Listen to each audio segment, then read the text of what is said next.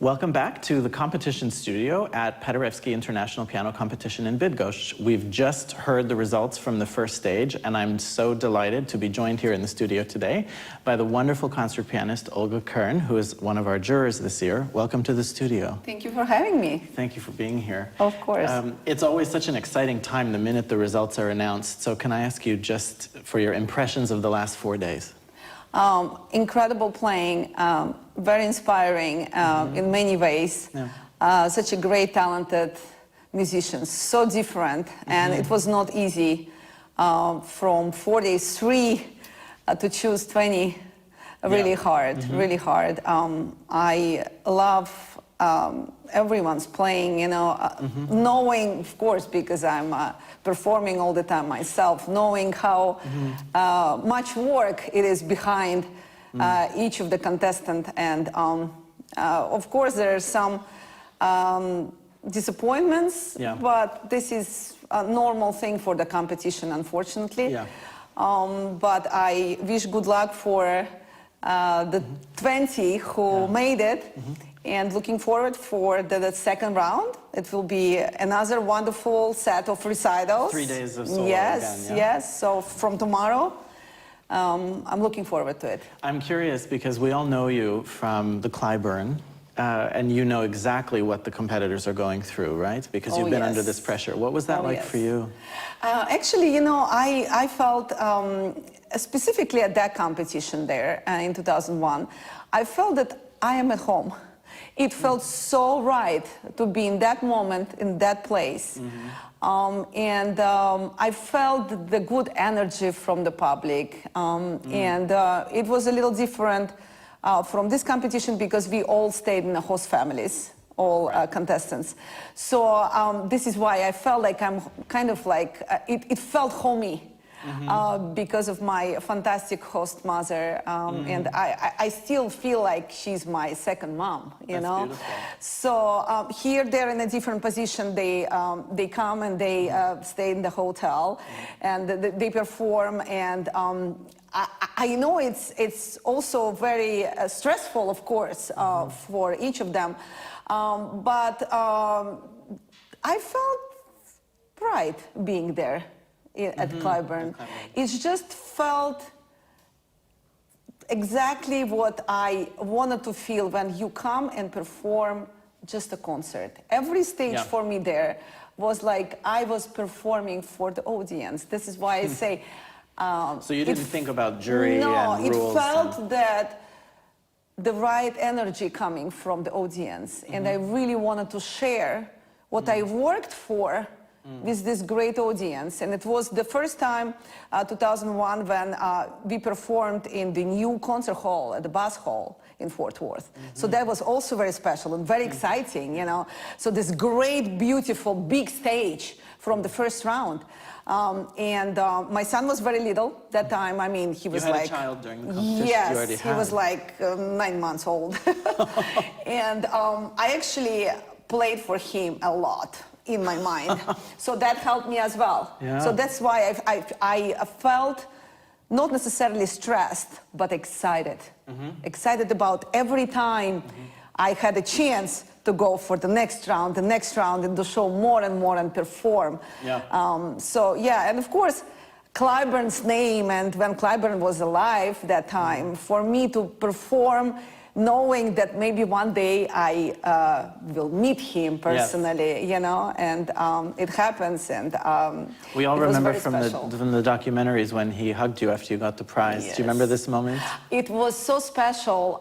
I went on stage, and he had this incredible, beautiful, huge hands, beautiful fingers, and he hugged me. It felt like he wrapped me with his hands, and the perfume, his special perfume, it was disconnected by Chanel, but he was always purchasing that through them, and he was ordering just for him. They were still making it, and that smell was on me after he hugged me, and I didn't want to wash my clothes because knowing that, you know, he hugged me, that legend, so it was very special for me. Do you think that when you're sitting now, it's a few years since then, and you're now a judge at many competitions, can you relate to this excitement that the competitors are feeling? Yes, knowing both sides of, you know, of the competitions, being a participant and also being in a jury for many competitions already, and also having my own competition since 2016. Yeah. I always try to, especially in my competition, I always try to see how we can make the most comfortable feel for the contestants and also for the jurors, because everyone must be happy. Yeah. It's for music, it's for the celebration of great piano music, and the celebration of talents. So if the jury is happy, they judge in a right way. I always feel That's this way, you know? How does it change if the jury is being well taken care of and they're happy to work together? How is it changing the environment among them? It is very important because we are listening a lot of performances, and we need to have a fresh approach to each of the contestant. And if you have a wonderful environment around you, if you are rested at the nice hotel, if you eat well, and if you have a possibility to practice, because a lot of my colleagues are concert pianists and they need to practice. So all of these little things makes, you know, a juror in a good mood if everything is correct and in the right way. And it just makes our mood and all the feel making that this is the right way of, you know, listening to these great talents, because you really want to be concentrated 100%. You want to hear every little detail of each. And here we have 43 contestants. It's a lot, and it's 3.5 days full from morning till evening. So we needed to be fresh for each of them. Yeah. And the same for contestants. They need to be happy. They need to be feel ready and welcomed, you know. Yeah. So it's all it's a kind of around energy thing, you know. And this is the most important thing, because, as I said, we are actually celebrating music and we're celebrating the talents. This is all the most important things. You've basically answered my next question, but in case I could ask it and you want to add to it. So you're a very well-known pianist in our whole world of classical pianists, and some competitors might come on stage thinking, just as you and I might have, I get to play in front of someone who I've heard their concerts before, and we always wonder, what are they thinking when they're judging me? How is such a great performer perceiving how I'm playing? So what do you perceive when someone sits at the piano? What are the first things that you notice? For me, it's how they touch my heart, how they touch me.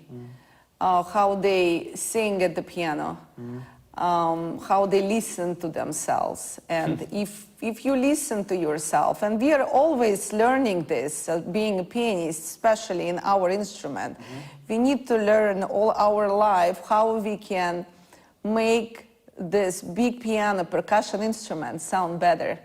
And we need to sing, we need to listen to our sound, we need to prolong sound as much as possible. So it's a lifetime experience and learning process. Yeah. But from the first, you know, you can feel if someone is touching you from the first notes, how this or that particular pianist is approaching the piano. And this is the most important thing for me. You know, you can hear the talent, excitement, and engagement in the music.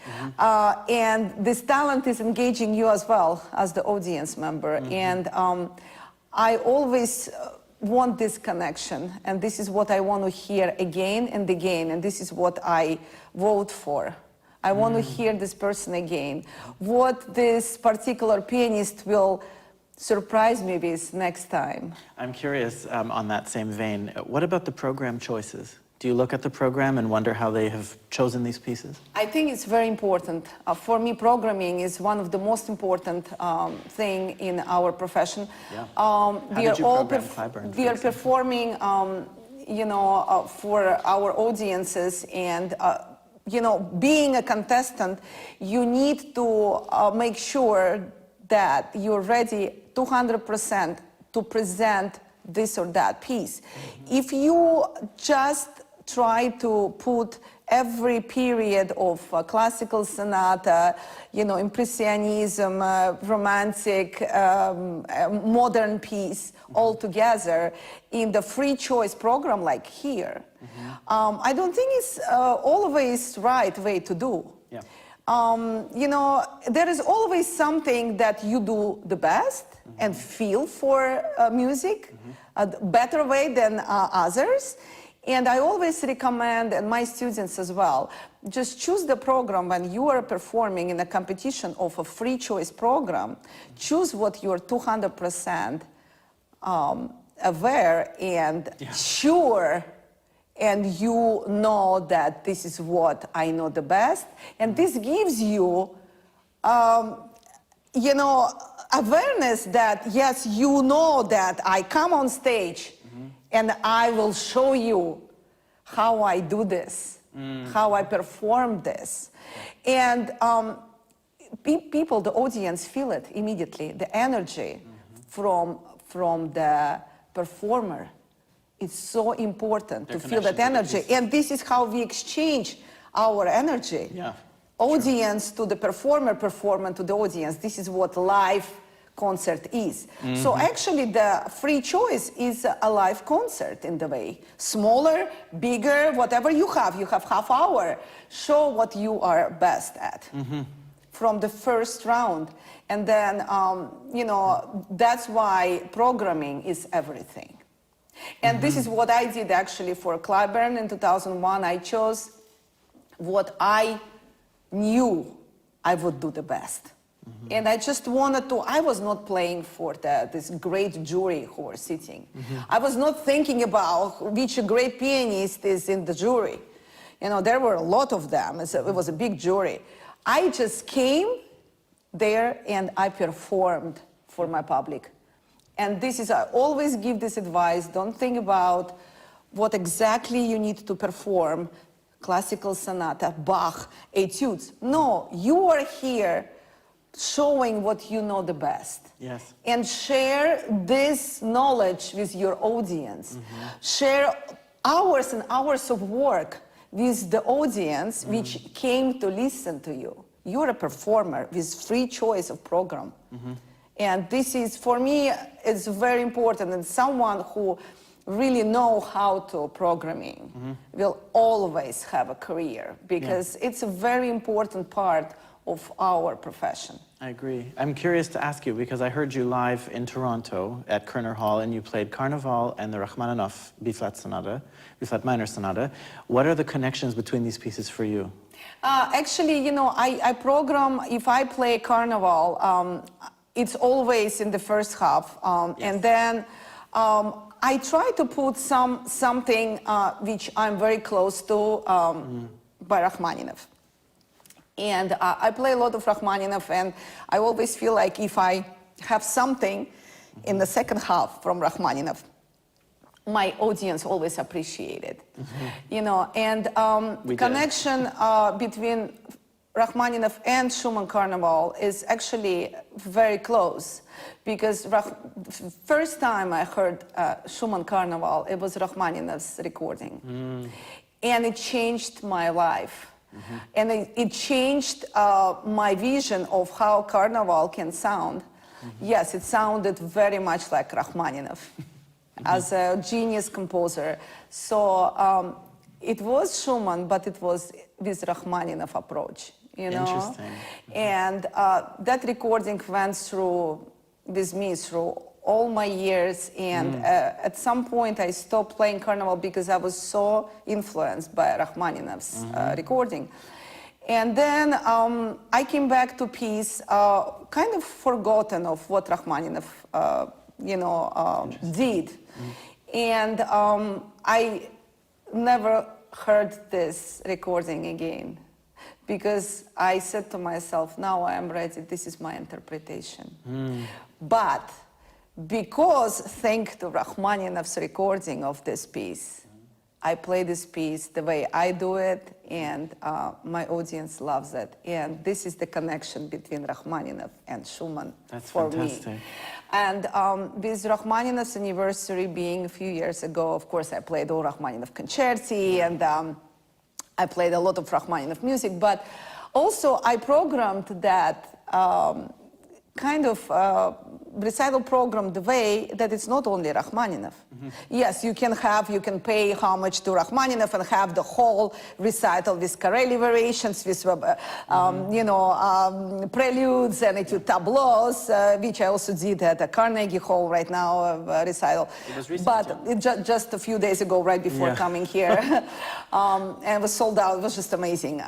Just coming back to Carnegie and perform for the full audience is just so special. But coming back to programming, I did a very interesting program because Rachmaninoff loved Beethoven. So I wanted to pay tribute to Rachmaninoff, not just as a composer, but also a great pianist and great friend.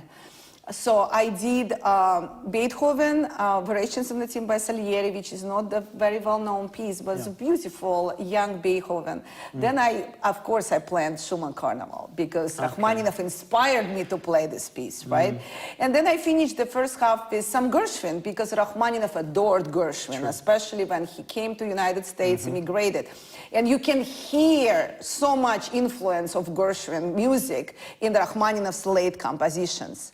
Rhapsody in the Theme by Paganini, symphonic dances, it's there, and he was devastated when Gershwin passed away in an early age. So that is the first half. It's all thought, how and why it's connected. Yes? So it's also very important to make sure that everything has connection. Yes. If you do program with a different composers, why? There is an idea behind this, yes? And with the explanation, and when I know what is happening between this, it makes complete sense. And then as a performer, I feel 100% sure of what I'm playing and why I'm doing this. So this is very important. Programming is 90% of performance, and then and then 10 other, of course, is your professionalism and work, but it's very important.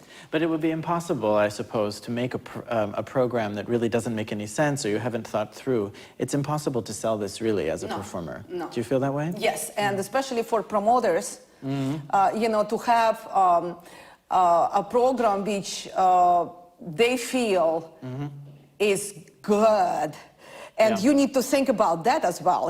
As a professional soloist, professional concert pianist, you need to think about them as well, because promoters need to know, what exactly she would like to propose. You can't have all modern all from the same composers, or you need to think about everything. Sales, how the public will react on this. And actually, I always like to promote new composers. I try to play a piece or two. And you have composed a piece as well for your competition, which I assume you performed. I just did. I composed when I was a student, and then, of course, I didn't have time to do any of that.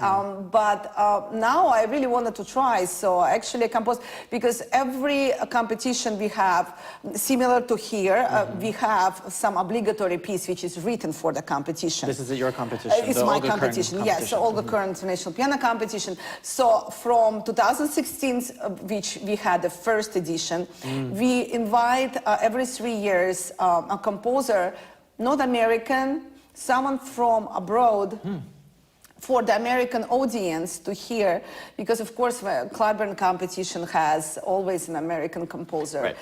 So I thought that maybe, for the audience to hear someone from outside. We had actually, the last competition, we were so lucky that Karol composed a piece for us. Wow. Yes, so it was just fantastic. So every time we had from South Africa, from Scotland. So we are doing this kind of so it's important to have a living composer in the repertoire of any professional soloist, of course, not just a pianist, but a musician in general, because we need to support the generation who is leaving, and some of the composers are just so incredible. I can't wait for this piece, this competition piece. I'm looking forward for the third round.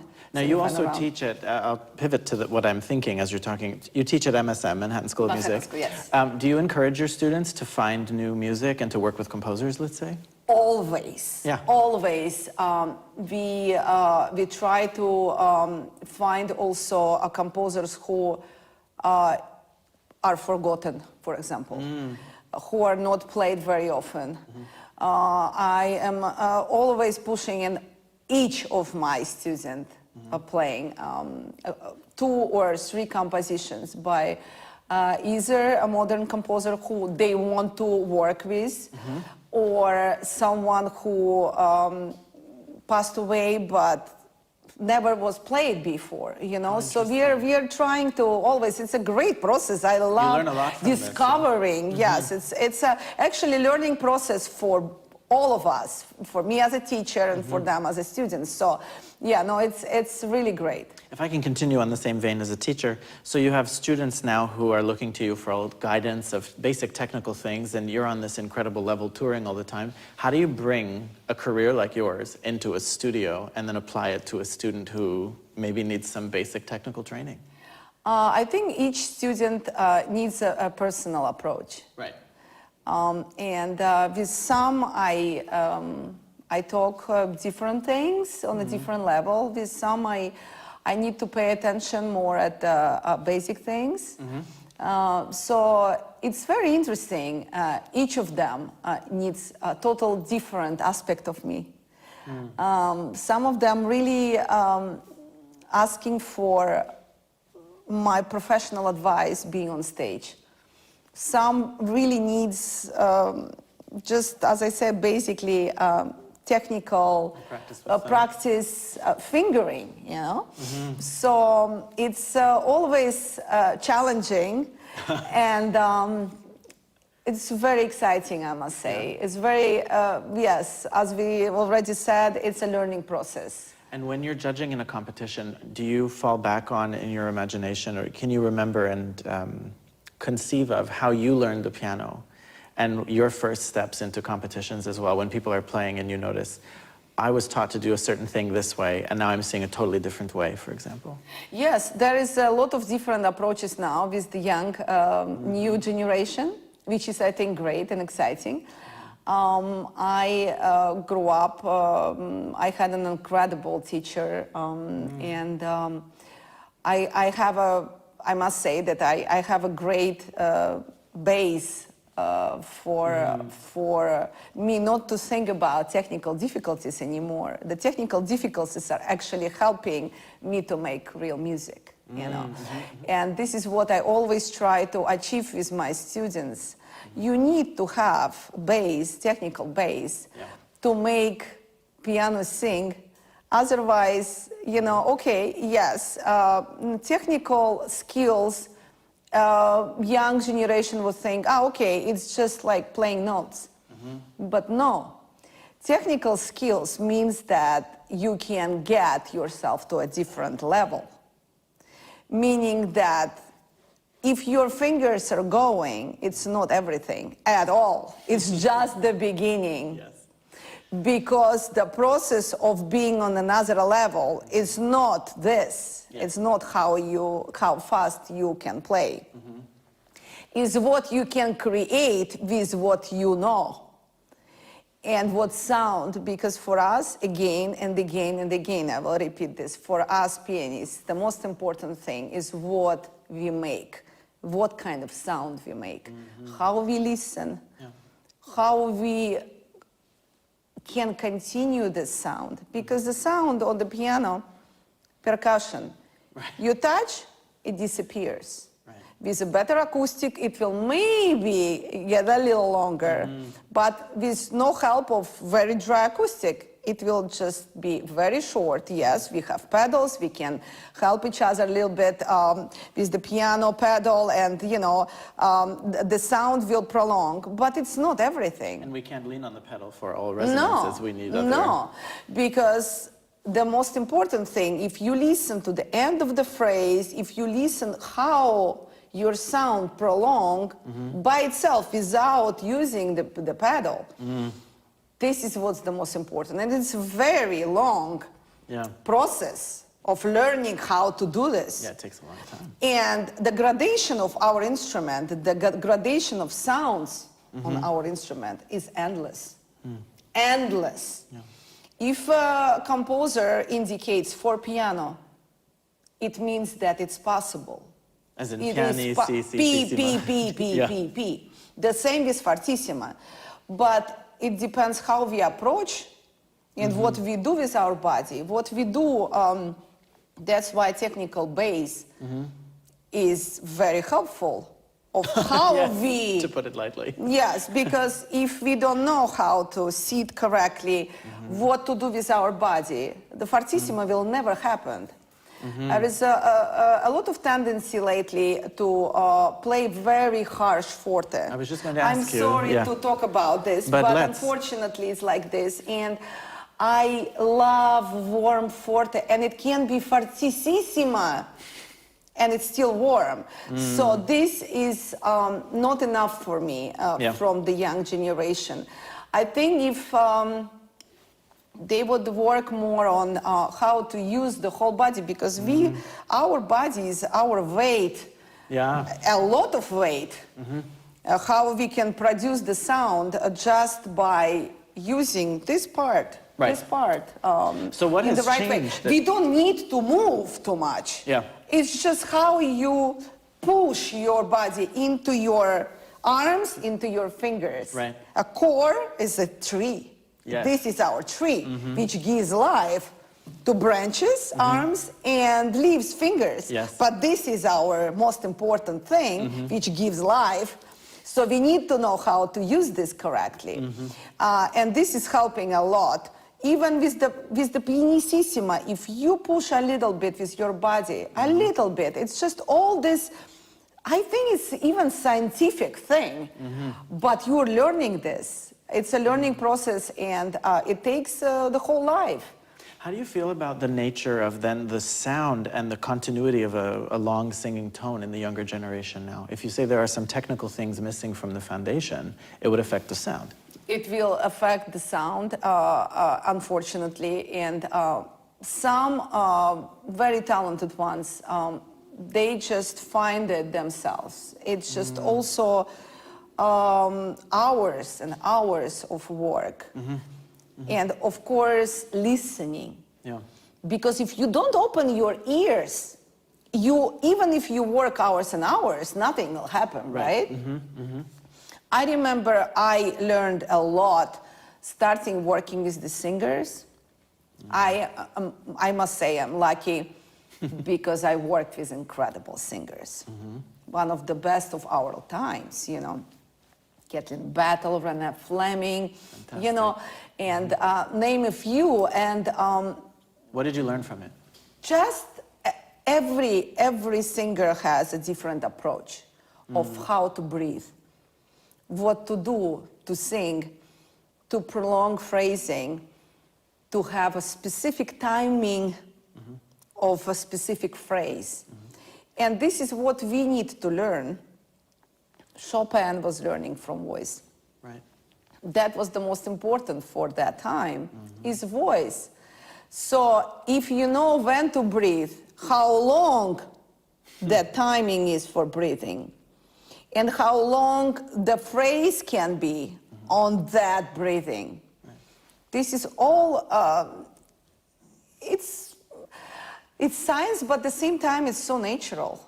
Yes. You know? Yes. So, but you need to find this. So this is the process of work, And of when you finding that special thing, you know, that this is the timing. No, this is too much. No, this is too short. You know, because timing is a lot for us. True. For piano. I was just going to ask you, because you're now talking about basically the artistic process. You have an idea, you learn to sing and breathe, and you start to experiment with different things for different composers. Great singers sound different in different composers, but pianists don't always sound different when they play different composers. What do you think about that? I think it's also, you know, they have their own instrument with them all the time. We have always a different instruments everywhere we go. Yeah, so it's not that comforting for us knowing that even if we want to do, you know, a different sound from this or that piece, from one or another composer, it's not necessarily helping because we just have this instrument for half hour before the concert, right? Sometimes even not knowing what it will be, and then, you know, you come from the plane and you just go because the flight is delayed and you just need to go on stage right away. So you don't know what to expect. You do, of course, your best. And of course, with listening, as I said before, with listening and trying to see what you can do while you're playing, it becomes something special. It becomes. But the most important that every of us are very different. And I'm not sure if, even in my opinion, singers sing everything greatly, particular. You know, I like every singer. I have something what I prefer to listen to. With one, I love Strauss. With another, I love Rachmaninoff. With a third, I love operas, and you know.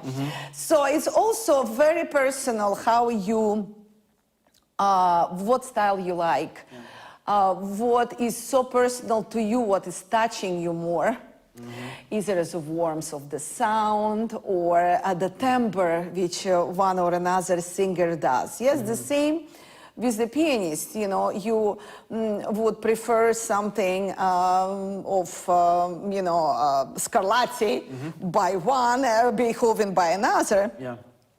We all try to perform everything the best we can, of course, and this is the learning process of our lives. But at the same time, we know what's more comfortable for us, and as a performers, right? And as a listener, I know that I would like to go to this concert because I know I will be inspired by this or that musician more than another musician. Yeah, but it's very personal. So is it important, let's say for a competitor, to program things that are going to impress the jury or things that really move them, regardless of? I think the most important is what is comfortable for yourself. If you're comfortable with this program, public will love it. It's what you do on stage, 200%. If you're sure about this 200% of what you are doing and you're excited to share with the audience, audience will always feel it. Always.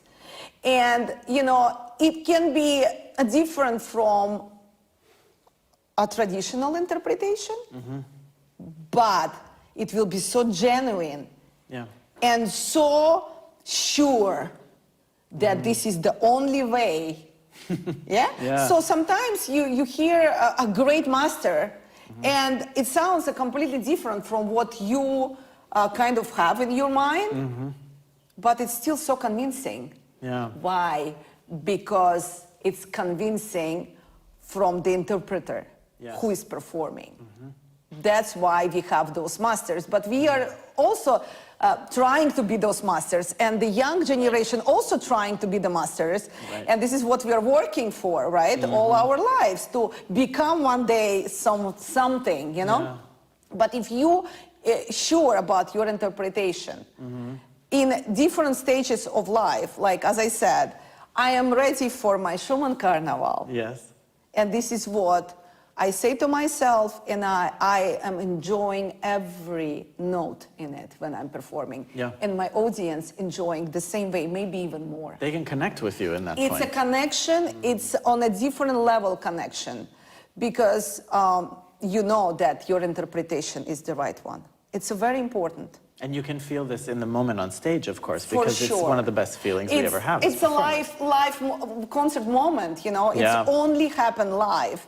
And this connection between me and competitor who is performing, if there is connection like this, I know that I would be convinced 100%, no matter if it's my interpretation, Yes. or I have this in my head and I play piece many years, or it can be a totally different interpretation, but it will be so convincing that it's like, wow, that's incredible. So you enjoy this when I love this because this is fresh, new thing which I never heard before. Yeah. But it's so interesting and exciting that I want to hear it, and I want to hear the next round and the next round and again and the concert, and then you know. So this is what the most important thing for the young generation right now, to know that it's not just they're playing for the jury. But you know, it was said before me already many years by a great professors and pianists who were in a jury, you know, in many competitions before, and they always say, don't play for a jury. Yeah. Yeah, but what it means exactly, don't play for a jury, you know. That's a good point. That's the good point. I think that if you are sure about your program and you want to come on stage and perform as a concert, we as a listeners, we are listeners. We are jury, but we are listeners, and we want to be touched and we want to be excited. So that's the most important thing. Yeah. Don't play for a jury, but play a concert, and be sure of what you are doing. I think this is the most important thing for the young generation. I'm curious to know, because now will be the second stage and then the semifinals with the Mozart concerto and then finals with orchestra. Do your expectations change as the competition moves on and you get more information from each competitor? They perform more, and how do things change? I think because, as I said before, I'm looking forward to hear them, to hear those 20. And I'm really curious what they will open for me, what new faces, new interpretation, new sides of them. Yes. Because the programs they chose for the next round is very different in some cases. So, and of course there will be Paderewski, you know, music. Yes. So this is really great. So we will have the whole round. It will be everyone will play. So this is exciting. So this will be something fresh and new, and to see a different side of some of them. And then, little by little, you know, with, of course, Mozart concerto, which shows a totally different aspect of musicianship. Yeah. You know, how you can work so delicate with, you know, chamber orchestra, and what you can actually do with Mozart music. One of the most difficult, I think. Why do you find it one of the most difficult? I'm curious. It's so refined, and you know, we all know all of the concerti by Mozart, especially the ones which are usually played the competitions. D minor, D minor, A major, you know, exactly. So B flat major. So it's all, you know, pieces which we grew up with, you know, and it's the way so sincere and so simple, but simple is genius. Yes. And this is the simplicity. When you don't invent something in this music, but just play as it is. But this is very hard. It's very hard.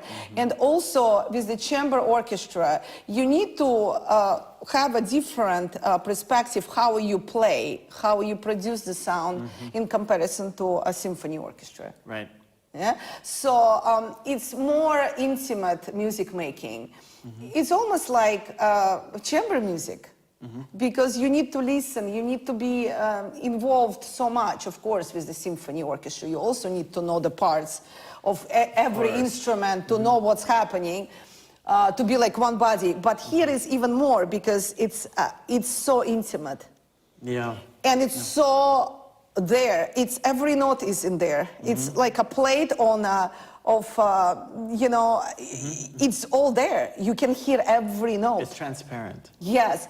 So I am always so interested of how each individual performer interprets Mozart, because this is so personal. It's true. And it shows you as a musician so much than anything else. Because we know you from Rachmaninoff Concerti, right? This is your repertoire. You're really at home there. So hearing you talk about Mozart is very interesting. Yeah, you play I did actually Mozart at the Clyburn Which one 2001, did you a B-flat major. Yes, okay.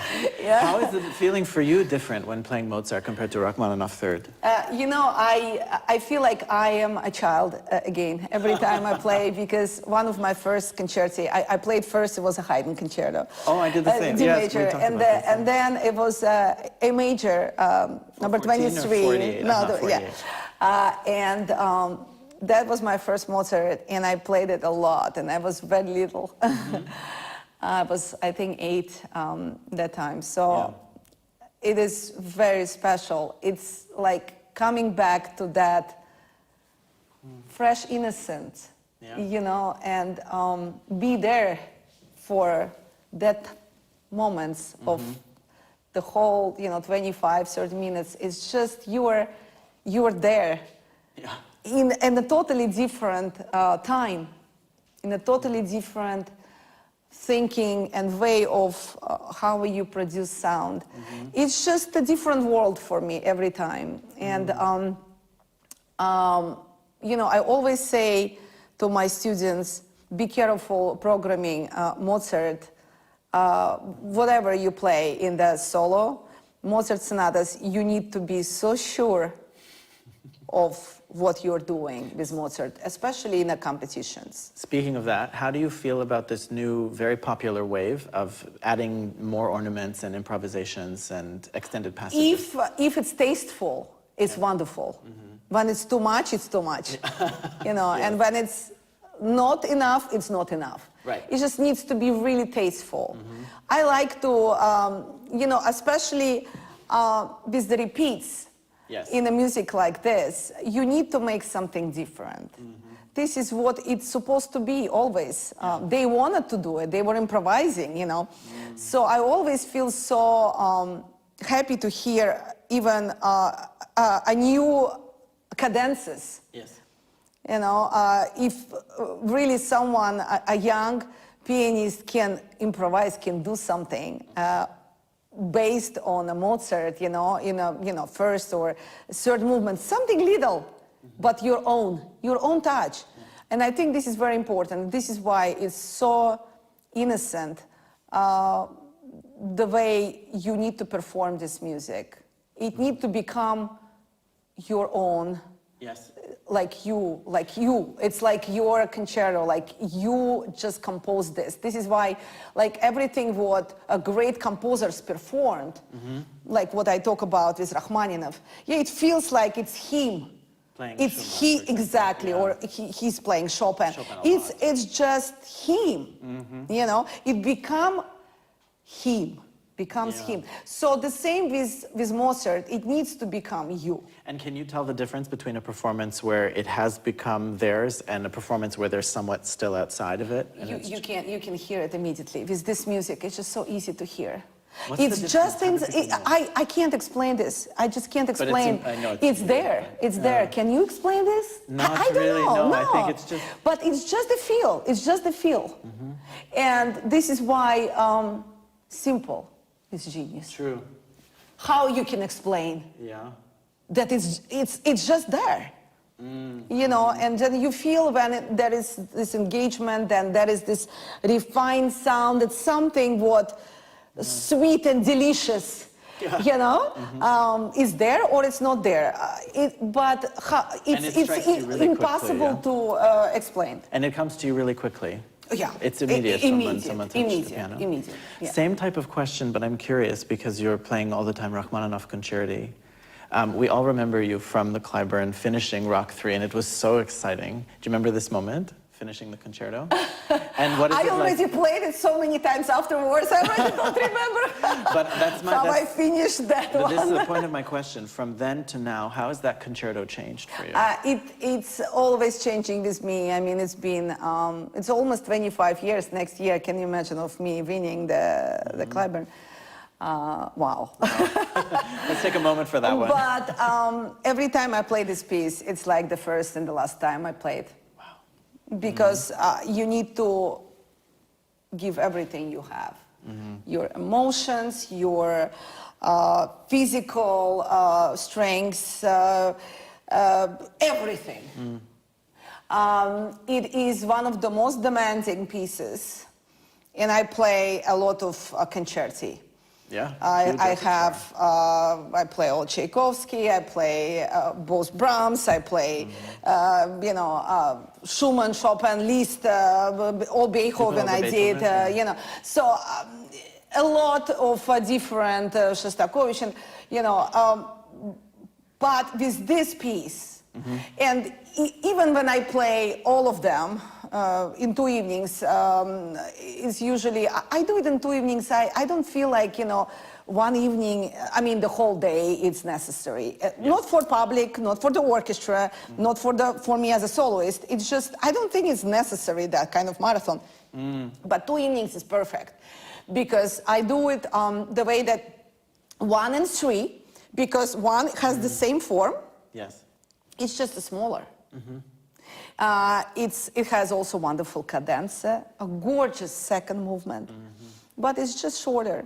And then, of course, similar but number 3. And then cadenza in first and in the third, for me, it's the dramatic point of the whole composition. So after finishing third, being already in the first movement, culmination of that dramatic point for me, and then playing second and third movement after that, it's like the whole world is gone. That's it. Wow. This is how I finish and how I feel. But then I sleep, and then I'm perfect. And then I do number 2, number 4, and Rhapsody, and they're all unique. Yeah. None of them has cadenzas. None of them has a specific form, and they're all complete masterpieces. I love number 4, and of course I love Rhapsody. It's like, kind of like, it feels to me, because that was the first piece I played, I was 12, by Rachmaninoff, with the orchestra. So it feels like I'm playing an encore, because I'm so familiar. It's not that I'm familiar with the piece. I grew up with this piece. Yeah. It went through all of these years with me.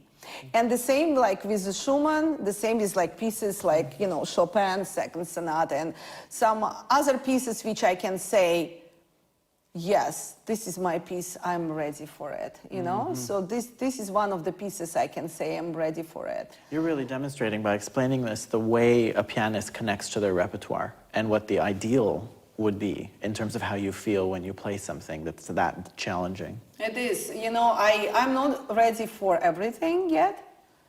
And I love something so much, and I feel that it will come to me, but I'm working for it a lot. I'm working, I'm reading, I'm exploring things, because this is how you learn. It's not just learning the notes.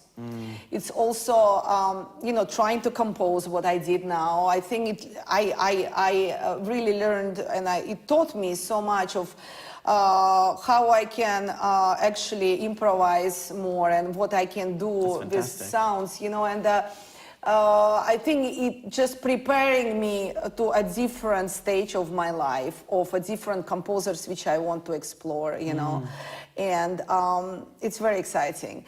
And I always feel that I just, as I said before, to the young people, to the young pianists, but the same, I need to be ready to be able to come on stage, no matter which stage, Carnegie or a small little town somewhere on stage. It doesn't matter.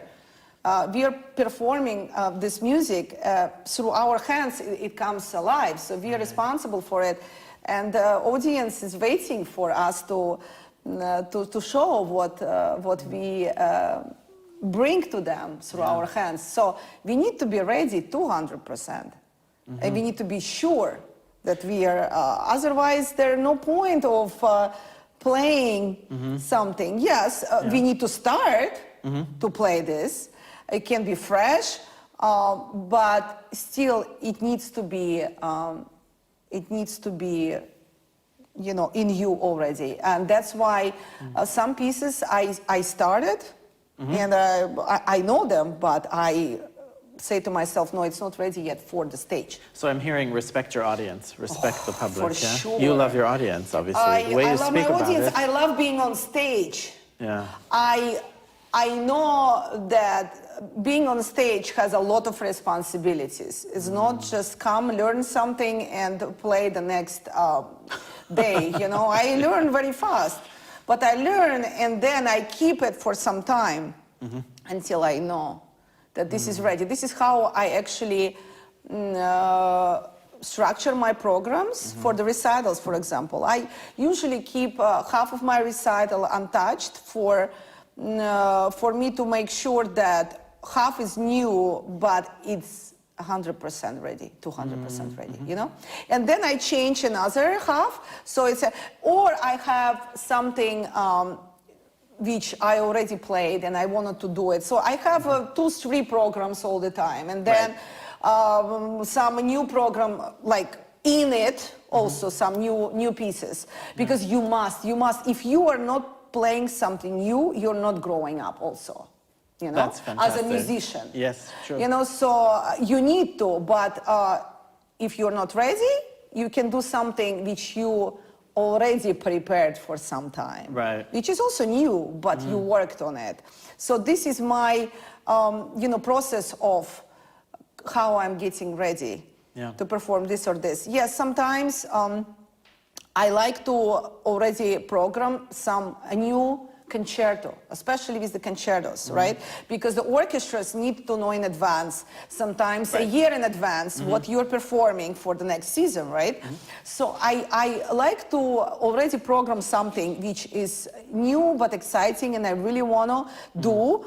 And then maybe I already read a little bit, and then I already know the scores and everything. Right. So this is always very exciting. Why? Because it's another learning process. I love working with orchestras, different orchestras, because they're bringing a different touch, different sound. Every orchestra has a different sound. Yes. You work with one or another great conductor. You learn so much because they can bring orchestra on a totally different level. How the orchestra would sound, how, you know, sometimes with a huge orchestra, it sounds like you're playing Mozart because it's like so intimate. Right. I did this in actually, I'm so lucky, I can say that it's not just 1 or 2 times it happened. Magic. We were like all playing, you know, Beethoven, Rachmaninoff, and we were just like, I could hear every instrument. This is how we were like just like one body, and this is what it means to, you know, work with great musicians, because you learn something, and I always like to communicate. I always like to get some response. Give me more. I want to hear. And then usually conductors are asking what I would like. So it's like a sharing process also. But it's different when you're, you know, solo recital, it's you only, right? And then you need to be, of course, the one who is responsible for everything. Of course. With the orchestra, it's different. Yes, you have your own interpretation and you are responsible in the way, but without these 80 people on stage, you will not be able to do that magic, which, you know, you could do by yourself. So it's all, you know, a process of communication, talking, respecting each other, you know, listening also, again, listening is very important, because if you don't listen to orchestra and play also only your part, the connection will never happen. And you can always hear that when you're listening to concerti, whether the soloist is connected. You must be really looking forward to the finals then, to hear. I can't wait. It's always so different, Yes. and sometimes you never know that some of the you know, young pianists show themselves like in completely different, great way. Yeah, true. Opening surprising. A totally different world of themselves, of their talents. So no, this is very exciting. So I can't wait. It's been so wonderful interviewing you today, I must say. It's like you just John. offer a Thank question you. and then all this wonderful wisdom comes out. Your students are very lucky, and we're so lucky that you're here on the competition jury. Thank you. Thank you for illuminating so much about the judging process, the first stage, and your repertoire and your wonderful career. We appreciate your time. Thank you so much. Very happy, and I'm just happy that we could have this time, because it's been busy. Yes, you've been listening every day, all day. Yes, busy days, and it's still we have a lot of interesting listening. But I'm glad that we had this talk. Thank you so much for having me. Thank you, Olga. Thank you, everyone, for listening, and we'll be back tomorrow with more on the competition studio.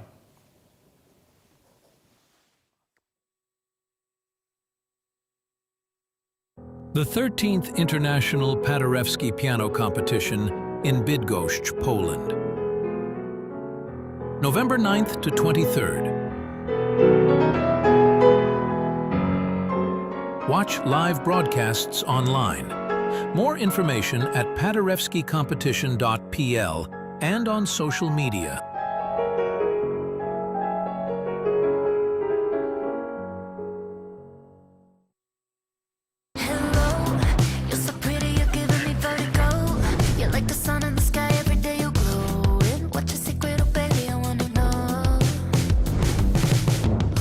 Bydgoszcz. Jedno miasto, dwie rzeki, tysiące historii.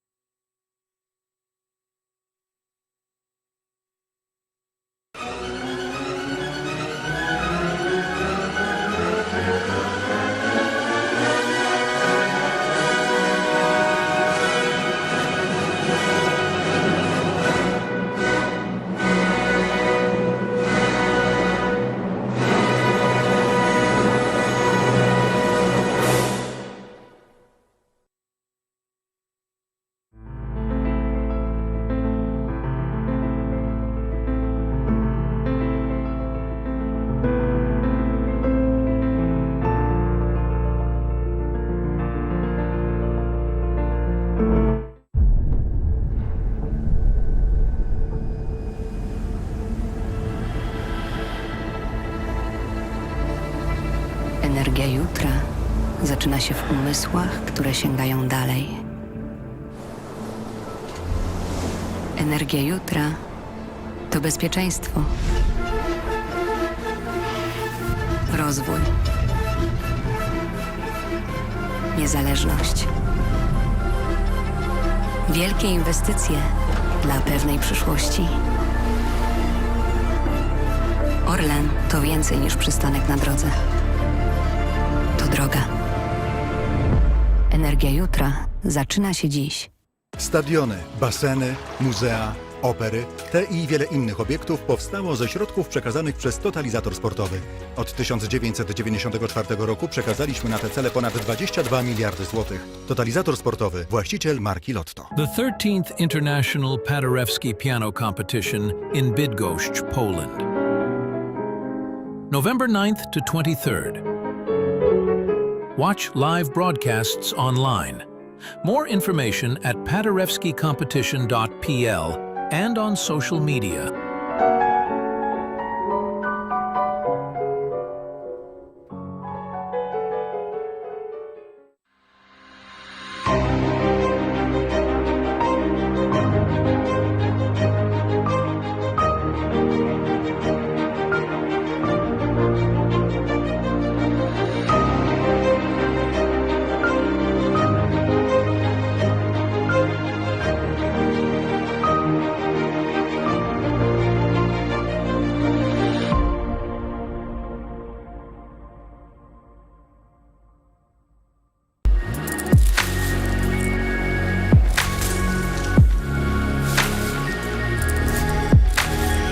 Cukiernia Sowa życzy Wam słodkiego dnia. Codziennie.